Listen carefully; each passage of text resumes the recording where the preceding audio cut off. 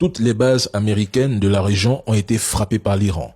Des ports touchés, des infrastructures pétrolières attaquées, des soldats américains éliminés, radars américains détruits, un navire frappé, la logistique américaine s'effondre, l'Iran a bombardé une base sous le sol européen à Chypre avec des drones.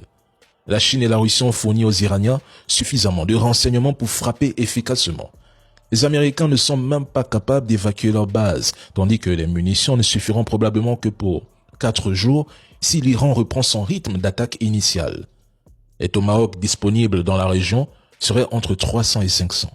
Après des centaines déjà tirées en 3 jours, il ne resterait peut-être plus que 90 sans compter la pénurie d'intercepteurs.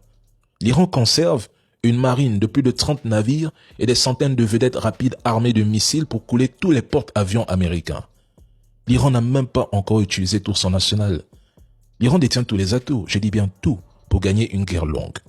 L'entité ne peut pas tenir sans les États-Unis et ces derniers ne peuvent pas se permettre un engagement prolongé de 4 semaines au Moyen-Orient. C'est un mensonge.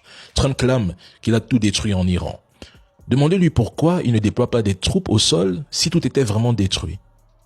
Ils ont finalement compris que la mort de Khamenei n'a eu aucun effet décisif sur l'issue du conflit. Au contraire, cela a renforcé la détermination de Téhéran à poursuivre la lutte.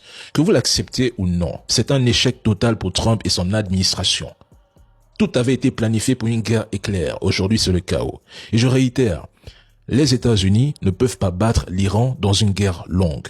Cela fait 40 ans que l'Iran se prépare. 40 ans que l'Iran vous attend dans cette guerre de missiles. Si Trump s'engage en Iran, mais la Chine aura les mains libres pour prendre Taïwan et personne ne l'arrêtera.